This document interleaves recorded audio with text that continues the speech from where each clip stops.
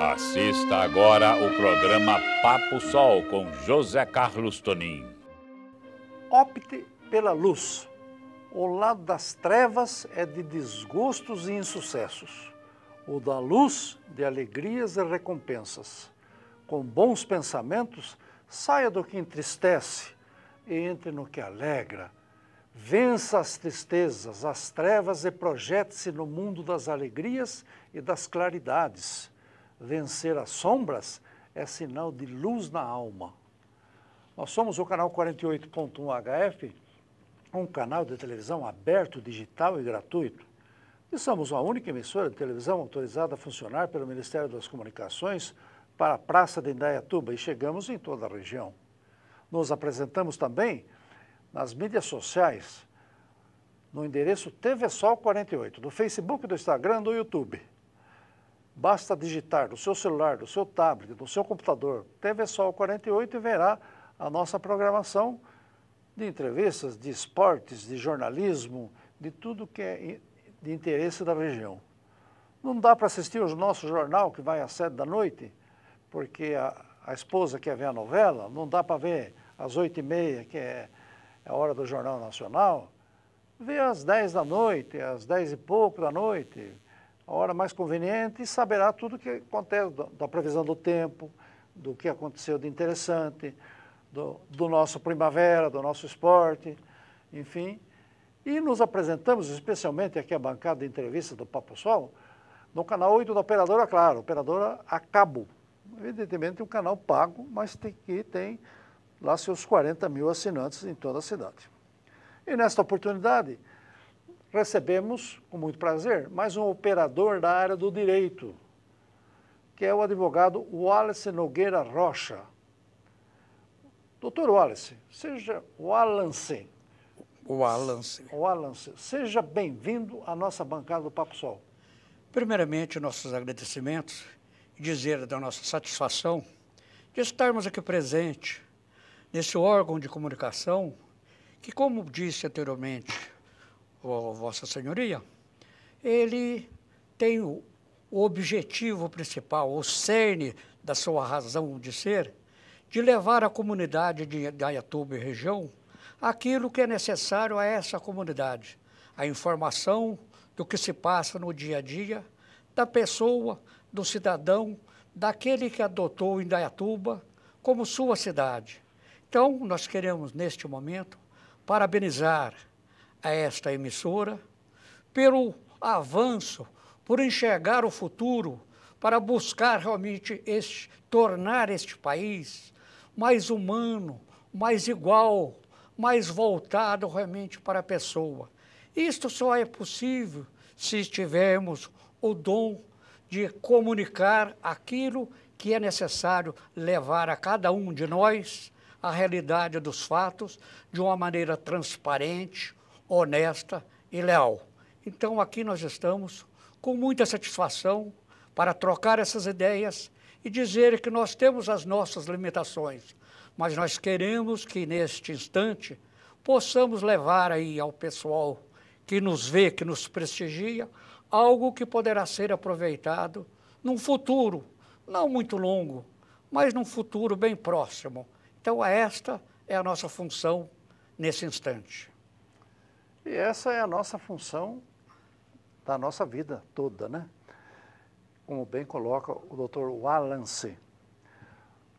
Mas a família sua é oriunda de Minas Gerais. Sim. De uma cidade pequena, uma cidade de Campestre, é isso? Exatamente. Que fica perto lá de Poços de Caldas, é Sul isso? de Minas Gerais, exatamente. É de Minas Gerais. E esses mineiros são tudo jeitoso, tudo bom de conversa, bom de queijo, bom de... Aliás, esses dias eu vi uma pesquisa, doutor, que o estado de Minas Gerais é o estado mais acolhedor, mais receptivo de todo o Brasil. As pessoas têm prazer em receber bem as pessoas. É isso tudo, mas não é um pouco de conversa, hein? Não, não, é realidade. É. Apesar de sairmos da nossa cidade nos anos de 1964 e vimos para Campinas, Então, nós vamos completar no fim do ano aí 60 anos de 60 Campinas. anos de Campinas. De Campinas. E a Campinas também, como Indaiatuba, foi uma cidade muito acolhedora a nós, que no caso era a minha mãe, eu, o filho mais velho, com 14 anos, e o meu irmão com 13 anos. Mas por que procuramos Campinas? Porque minha mãe, coitada, que foi mãe, que foi pai, porque ela teve que se separar do nosso pai, seu marido, que ela muito amou, mas teve que se separar, então ela procurou um destino, um futuro melhor para os filhos. Apesar de, em Campestre, ela tinha a família, nossos avós, que nos tratavam muito bem, mas ela procurou realmente um elo de Campinas para a independência de todos nós. E aqui viemos, e aqui estudamos, e aqui conhecemos nossa esposa, hoje um casal de filhos e um neto com 9 anos. Então, Campinas nos deu condições para galgar algo mais, que não é nada diferente daqueles que também não conseguiram galgar essa escada, mas deu condições para que nós pudéssemos, como neste momento, estarmos aí falando com a região de Indaiatuba e respondendo diretamente a sua pergunta, dizer que realmente o mineiro, ele é acolhedor. O mineiro é aquele que você chega na casa dele, lá nos seus rincões, ou nas suas cidades, nas suas urbes, e ele o recebe com carinho excepcional, aberto, e coloca-se a sua casa, a sua família, à sua disposição. Então, é um calor humano que, com todo o respeito a todas as regiões do nosso país, a todos os estados do nosso país, mas é realmente o estado mais acolhedor do nosso país. Essa é uma pesquisa que recentemente foi publicada, que eu agradeço a sua colaboração aqui para esclarecer bem. Mas veio para Campinas, menino partindo para a adolescência, já tinha as primeiras letras, acabou concluindo o seu curso médio na cidade de Campinas, não é isso? Sim. E vejo que o seu currículo, nós vamos falar daqui a pouco, sobre a questão da ligação com o esporte, especialmente com o futebol amador de Campinas. E pensava em ser jogador de futebol ou jogou futebol? Todo garoto brasileiro, ele quer ser um jogador de futebol. Quer ser um craque. Quer ser um craque. Às vezes nem pensando em sucesso financeiro, principalmente na nossa época. Você gostava, porque, especialmente o futebol. Onde estavam os amigos? Era alegria, estava entranhado dentro de cada um de nós. Então o garoto sempre, e naquela época lá na nossa terra, lá, nós ouvíamos muito a Rádio Nacional, a Rádio Globo, a Rádio Bandeirantes. Então você fazia uma televisão na sua casa imaginando as grandes jogadas. Tudo. Porque nós tínhamos lá naquela época... Fiore Gilhote, Mário Moraes. Mário Moraes. Fiore Gilhote e Mário Moraes, é a dupla. Era a dupla, certo? Então aquilo você transmitia. Lá do Rio de Janeiro você ouvia o Valdir Amaral. Então era coisa fantástica. Como é que falava o Fiore Gilhote? Abre-se as cortinas e começa o seu espetáculo. Ou fecha-se as cortinas. Fecha as cortinas, termina o espetáculo. Então isso aí trazia o garoto. Bola viajando alta. O moço que veio de Três Corações. Era um show, hein? Era show, a gente imaginava aquilo como se fosse televisão. O senhor coloca bem. Você estava vendo o jogo. Então todo garoto gostava. Estava vendo o jogo a cores, hein? A cores. Coisa bonita. E nisso, na inocência da criança. Então isso que era o melhor. Você ficava imaginando jogar no Flamengo, no Santos, porque naquela época o Santos era o Santos de Pelé, não era qualquer coisa, né? Que era o campeão da técnica e da disciplina. Então era coisa fantástica. Então eu queria também, imaginava-se. Mas a vida não é bem assim. Aí nós gostamos de futebol. Na nossa adolescência, jogando futebol, fizemos até teste, fomos até convidados para a Ponte Preta. Mas nós tínhamos, naquela época, a dificuldade muito grande. A nossa mãe, por exemplo, precisava daquele salarinho que você ganhava no dia a dia. E naquela época, acho que você se recorda, você tinha o salário mínimo e o salário mínimo do menor.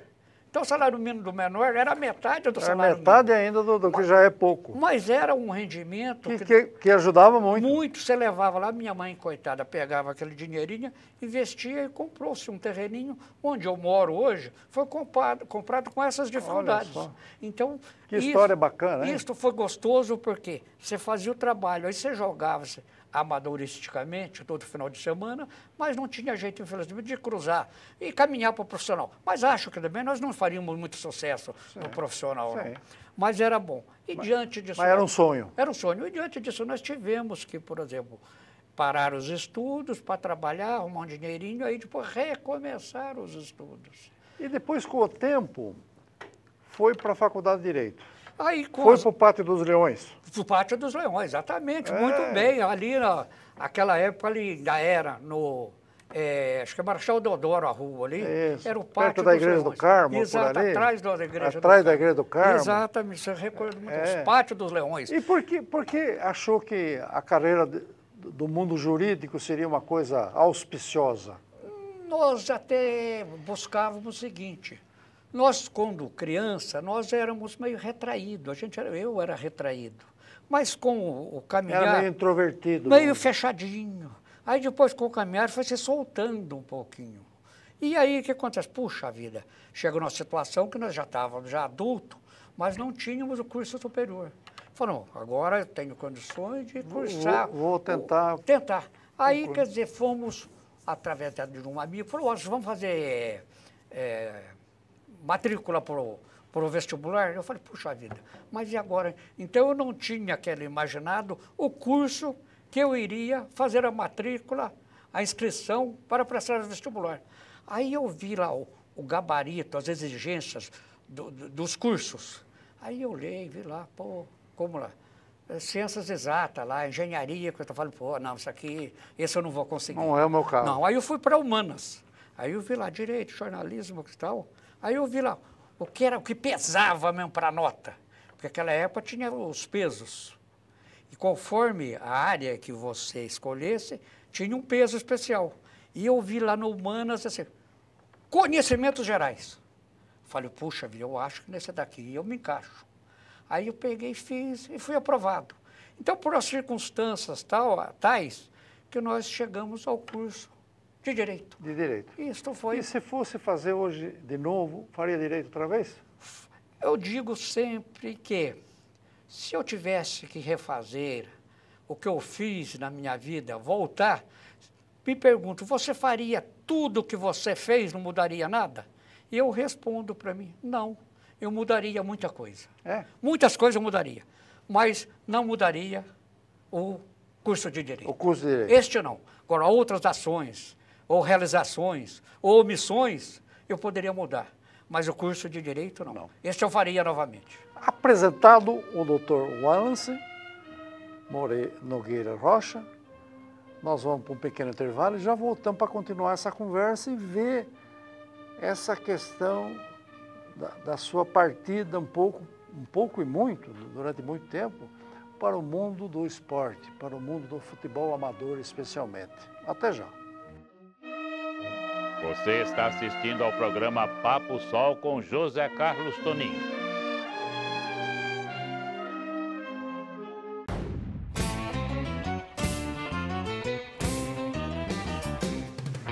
No Pesqueiro 3T, você encontra pratos deliciosos aliados a um ambiente muito agradável e descontraído.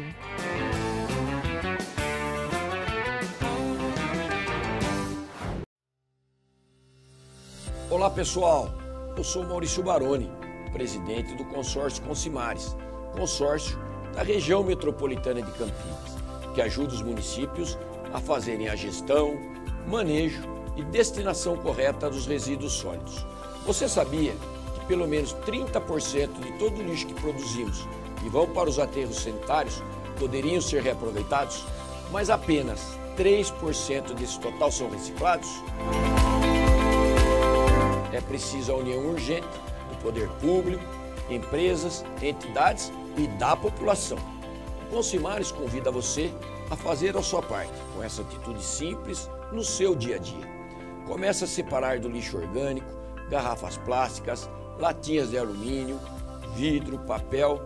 Depois leve esses materiais a um ecoponto da sua cidade ou cooperativa de reciclagem.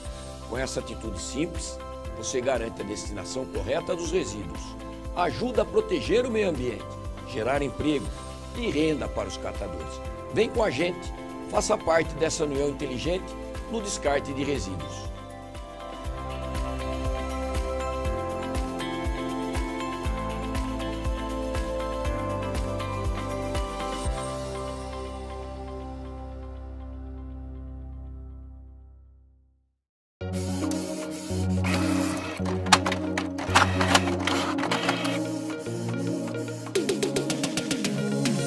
A Plot Elicia faz cópias em diversos formatos, desde RG até plotagens de projetos arquitetônicos e industriais.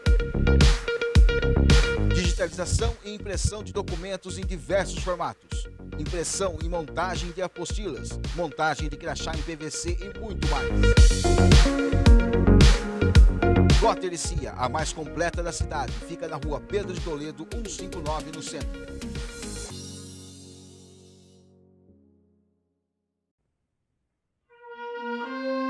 Você está assistindo ao programa Papo Sol com José Carlos Tonin. Acompanha o Dr. Wallace Nogueira Rocha, para a nossa satisfação aqui, o Aparecido Marino, seu fiel escudeiro, que nós agradecemos. Mariano. Aparecido Mariano, não Marino, Mariano. Seu fiel escudeiro que está aqui, muito obrigado pela sua presença, Mariano. Doutor, fala uma coisa. O direito brasileiro é uma coisa boa, é uma coisa importante, é uma coisa que foi construído ao longo do tempo e dá uma tranquilidade ao país, o nosso arcabouço jurídico? Pergunta é muito pertinente. No início do direito, lá nos idos dos povos antigos, como que se aplicava o direito? A tribo lá, por uma razão ou outra, puxa, tem que tomar uma decisão. Quem que decidia aquilo? Era o chefe espiritual. Ele dizia-se, imbuído de um espírito, ele dizia que teria que ter tal sacrifício para serem atendidas tais reivindicações. Esse foi o primeiro caminhar realmente do direito. Aí depois caminhou-se aí e chegou-se até no absolutismo, onde os reis, eles eram senhores da decisão. Não tinha nenhum postulado positivado para dizer a norma que ser aplicada. Como o rei Luís XIV da França, ele dizia, o governo, o Estado sou eu. L'État c'est moi. Eu sou, o Estado sou eu. Sou eu. Muito bem. Então ele era assim, mas aí quis, por uma razão ou outra, que já ali nos anos de 1760, o Jacques Rousseau lançou o seu contrato social. Entre aspas, o que era o contrato social? Que é o cidadão, ao querer realmente mais direitos, ele dava uma parte de si em benefício da comunidade maior, do bem maior. Mas isso foi uma ideia que se iniciou, mas veja o seguinte, já tinha uma diretriz. Aí logo em sequência, poucos anos, o conde, ou marquês de Beccaria, ele escreveu um livrinho lá dizendo dos delitos e das penas, onde ele dizia que tinha os delitos e tinham as penas. Mas isso também não ficou ali, isso ficou só nessa daí. Mas aí quis que, logo após, aí teve-se a Revolução Francesa. O que foi a Revolução Francesa? A busca da burguesia, fala assim, não, ô rei, calma, vamos devagar aí. A burguesia chegou. Então a burguesia foi procurando mais os seus direitos. Então caminhou-se lentamente. Até se chegar lá perto dos anos de 1900, onde um estudioso do direito achou um livrinho pequenininho na sua biblioteca que ele olhou, puxa vida, Carta Magna, da Inglaterra, de 1215. E o que dizia aquela cartinha, aquele livrinho pequenininho? Tinha um dos artigos que dizia lá, não, espera aí, não tem crime se não tiver lei que antecede para se aplicar a pena. Perfeito. Então, quer dizer, mas isto foi o rei João Sem Terra, mas nos anos de 1200, e ficou aquilo ali. E nós já estávamos perto aí de 1900. Ele falou, opa, espera aí, aqui já começou, opa, agora não tem aquela, não, vai, faz isso não. Tem que ter a lei anterior, está escrito lá. Está combinado. Está ali, está ali. Como se dizia antigamente, o que está combinado não é caro nem barato. Não é caro para nada. E que esse caminhar nós fomos chegando, mas até chegarmos na pergunta que é o direito brasileiro. Foi fundamental a nossa Constituição de 88. É isso que eu ia perguntar. O senhor falou em Carta Magna. E a nossa Carta Magna? É uma bela de uma peça? Porque lá, senhor, nós nos recordamos que o deputado Ulisses Guimarães, no dia lá, acho que 5 de outubro, levantou e falou assim, essa é a Carta, a Constituição Cidadã.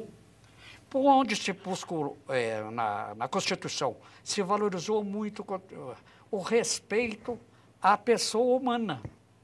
Então, sim, a Carta Magna nossa, nos seus postulados lá, principalmente no artigo 1º lá, parece que todos são iguais perante a lei, acho que é isso, mais ou menos isso aí. Mas aí ela foi definindo lá... Dos direitos fundamentais.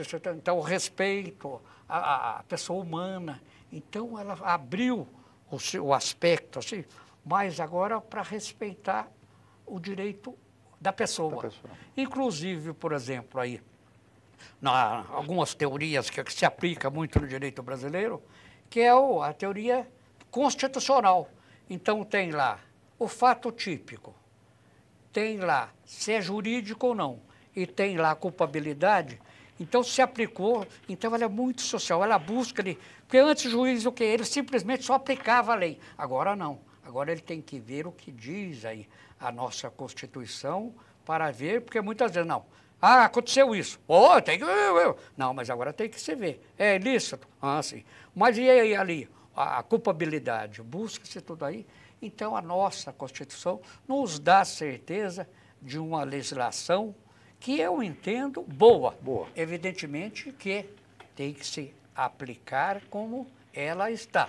Alguns gostam aí de fazer filigranas e não se aplica o nosso direito como deveria ser. É isso aí. Gostam de tergiversar por vezes. Doutor, mas aí, com todo o seu aprendizado, o seu conhecimento, como é que o senhor acabou sendo um homem do futebol amador, que presidiu a Liga Campineira de Futebol durante uma década e meia? Como é que foi a sua paixão ou a sua tendência a colaborar com o esporte amador da nossa região, especialmente em Campinas? Nas suas perguntas iniciais, você foi muito feliz. Você imaginava em ser um atleta profissional? Foi esse o questionamento ali na sua pergunta. Então, isto caminhou-se até na adolescência e na fase adulta, porque nós jogávamos futebol de uma maneira em clube lá de Campinas, que eu até vou citar, nosso querido Parque Brasília, onde ali nós fomos jogador, nós fomos treinador, nós fomos vice-presidente. E o que vem o direito agora, que a pergunta é muito pertinente também? Porque disputando os campeonatos da Liga Campineira, então, naquela época, existia, como deve existir em toda liga de futebol legalmente constituída, o seu Tribunal de Justiça Desportiva, onde o ilícito desportivo, ele consta em súmula e o procurador faz a denúncia, onde o atleta ou dirigente que cometeu aquele ilícito, ele vai ser julgado por uma comissão disciplinar. Tem o direito de se defender, tem o direito do amplo direito, de tudo isso aí. Então, naquela época, nós recém-formados em direito, e o nosso Parque Brasília participando, e logo no primeiro jogo da competição do campeonato, nós tivemos atleta expulso. Pô, e agora? Bom, agora sou eu aqui. Vamos lá, vamos fazer comigo mesmo. Sou eu, pô, é isso aí. Aí fomos para fazer a defesa do nosso atleta. Então, naquela época, eu já não jogava. Eu era o treinador da equipe. E como já formado em Direito e carteirinha do OAB... O senhor foi jogador, foi treinador, foi cartola tudo, e foi causídico também, do direito, chegando do direito esportivo. Aí começamos a fazer as defesas dos atletas do nosso Parque Brasília. Aí, devido a essas defesas, e outros clubes também estavam lá, atletas denunciados, os dirigentes viram aquilo e falaram, pô, doutor Watson, faz gentileza, pô, defende o meu atleta lá, pô, opa, vamos lá. Mas quanto vai ficar isso? O que é isso? Vai ficar em alguma coisa? Não, isso aqui não tem custo, não. Vamos fazer a defesa, porque ele tem que ter o direito da sua defesa. Se defender. E aí acontece, nós conseguimos, de uma maneira ou outra, fazermos mais de 99% dos processos desportivos, nós éramos o defensor. E ganhou-se uma confiança de uma tal maneira assim, que, poxa, o nome Wallace ficou conhecido ali nos meios desportivos como um defensor, uma pessoa que tentava trabalhar buscando distribuir justiça. Distribuir a justiça. E diante disso daí, naquela época, então, eu falei, puxa vida, vai ter eleição agora na Liga Campeonato de Futebol. E o que nós temos que fazer? Nós temos que apresentar uma chapa aí de oposição aí para concorrer. Aí, pô, daqui e dali, por quê? Porque nós nunca imaginávamos ser presidente. Tanto que do nosso Parque Brasília, nós não fomos presidente. Por quê? Porque lá nós tínhamos um presidente muito bom. Mas aí diante, Augusto Soares, nós temos que fazer. Como é que faz? Vamos verificar. Aí procura para lá, procura para cá. Ninguém assumiu. Aí um dos dirigentes falou, Soares, deixa eu falar uma coisa para você. Eu falei, não, o que é? Fala. Não adianta. Tem que ser você o presidente. Ninguém quer ser candidato contra a situação. Tem que ser você. Aí, pô, então vamos lá. Aí fomos para um processo ou outro, assumimos a presidência da Liga Campeonato de Futebol. Isso foi por quantos anos? Depois? Durante 15 anos. 15 anos. Até que chegou numa situação que nós falamos, espera aí. Agora, no dia 31 de dezembro de 2012, que vence o nosso mandato, nós não seremos mais candidatos. Aí procuramos lá e apareceu interessado. Ele foi eleito, deu prosseguimento à Liga Campeonato de Futebol. Gostou do trabalho que realizou? Eu sempre digo o seguinte, que você tem que trabalhar buscando realmente justiça. Às vezes, aquilo que você entende por justiça, para alguns pode ser que não seja justo.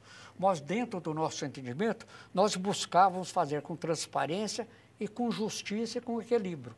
Então, realizou um trabalho sensacional, fantástico? Não, realizamos alguma coisa, mas poderíamos e deveríamos realizar muito mais. E então nós ficamos com aquilo lá. Fizemos o que nós achamos que teria que ser feito, mas poderíamos e deveríamos ter feito muito mais. Perfeito. Humildade, reconhecimento das limitações que todos temos em qualquer cargo, que nunca dá para fazer tudo que a gente imagina, mas que satisfeito com o trabalho que realizou. E como é que está o nosso futebol amador? Vamos falar do amador primeiro, especialmente em Campinas hoje. Eu digo o seguinte, infelizmente, porque eu faço uma distinção entre o futebol amador e o futebol não profissional.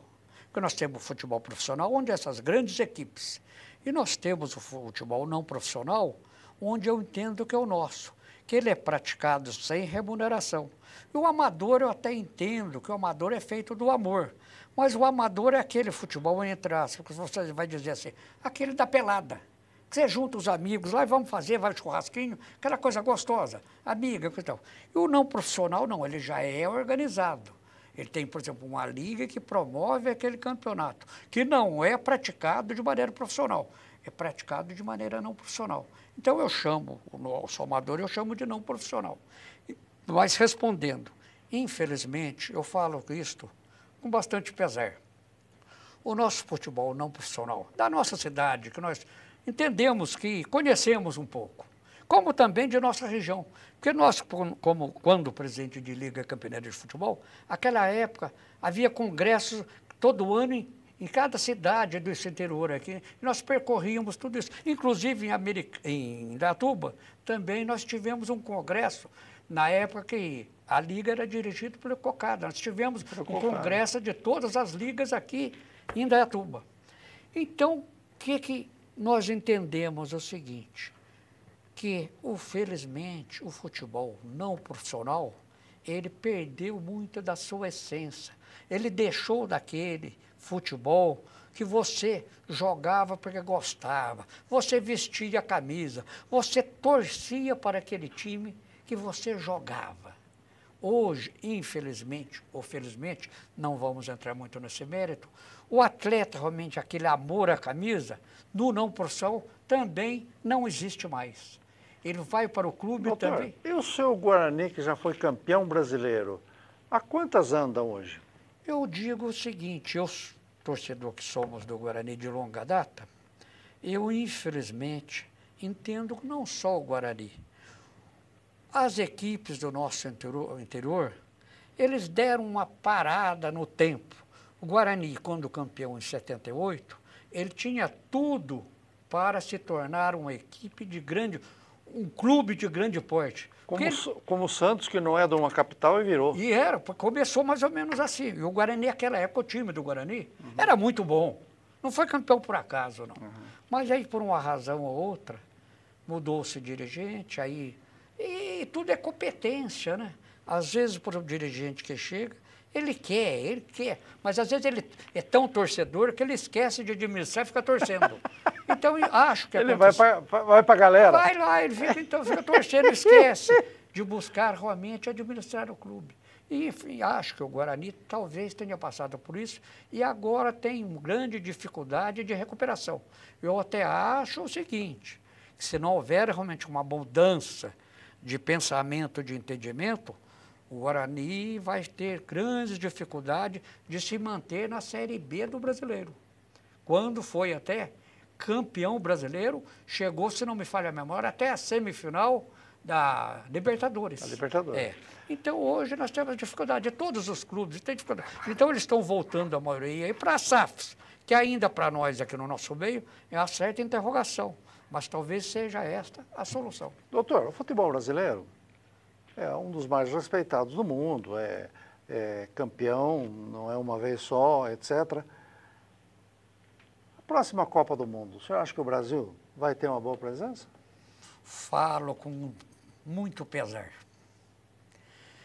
Infelizmente, o futebol brasileiro, nós verificamos essa luta, esse desacerto na nossa CBF, na entidade máxima do futebol, onde se troca presidente a cada um ano, e às vezes dizendo que é corrupção, assédio, essa coisa toda. Então nós começamos, infelizmente, lá na nossa administração, com um desentendimento entre eles. Não busca-se realmente o melhor para o futebol brasileiro. Busca cada um para aquilo que ele entende que é interessante para a sua pessoa.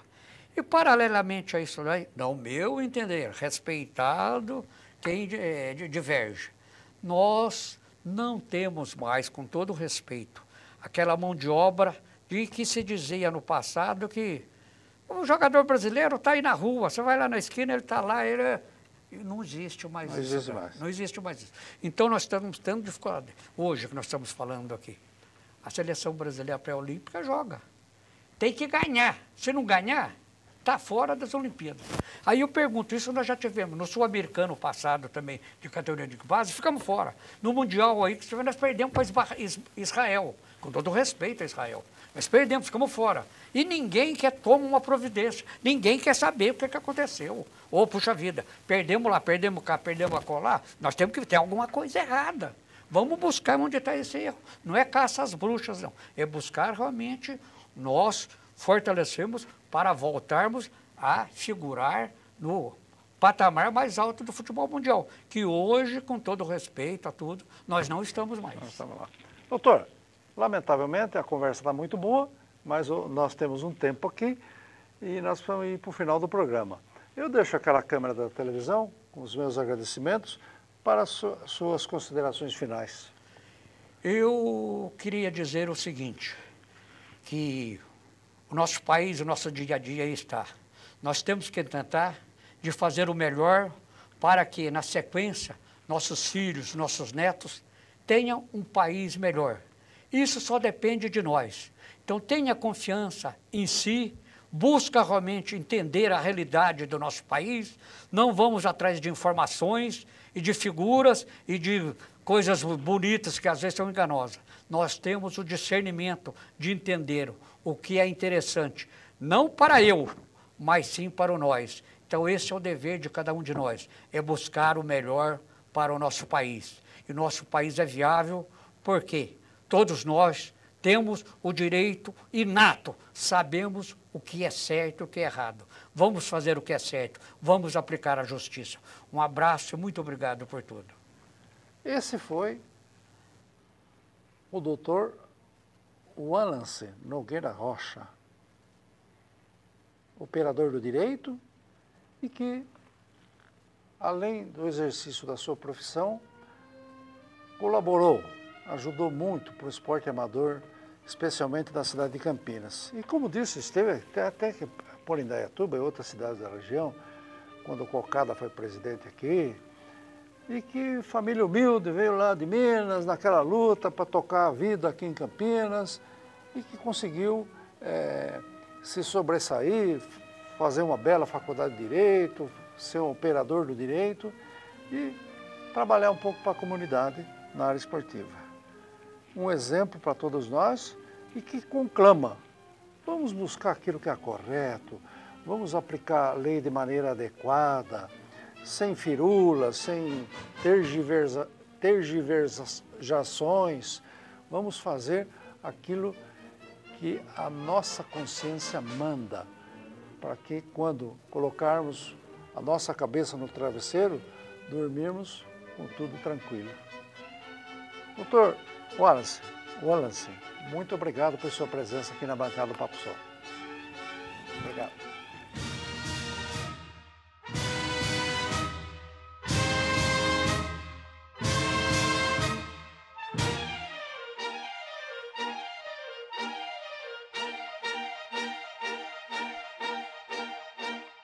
Este foi o programa Papo Sol com José Carlos Tonin.